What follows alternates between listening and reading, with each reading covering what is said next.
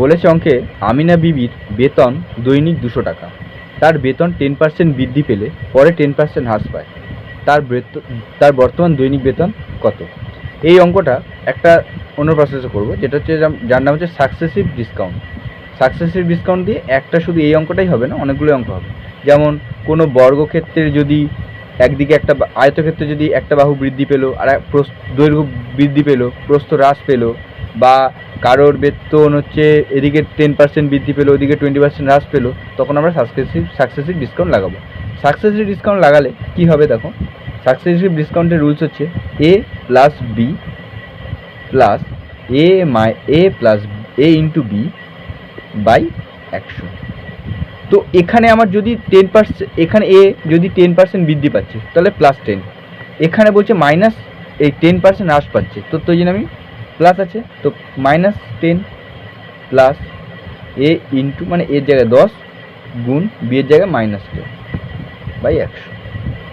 তো এখানে প্লাস মাইনাসে মাইনাস 10 বিয়োগ 10 প্লাস এখানে হচ্ছে প্লাস মাইনাসে একেবারে মাইনাস করে দিই, তাহলে 10 গুণ 10 বাই 100, তাহলে 0 0 0 0, তাহলে এইটা 10 কেটে গেল, তো -1 রয়ে গেল। তো 1% তার কী হবে?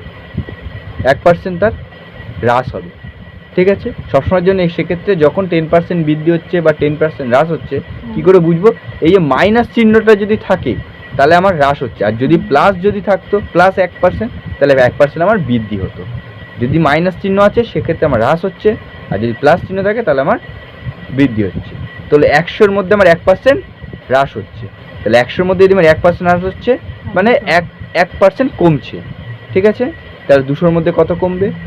ঠিক আছে, 100-র মধ্যে যদি আমার 1% কমছে, তাহলে 1% কমছে মানে 99, 1 কমে গেছে, তাহলে 200-র মধ্যে কত হবে?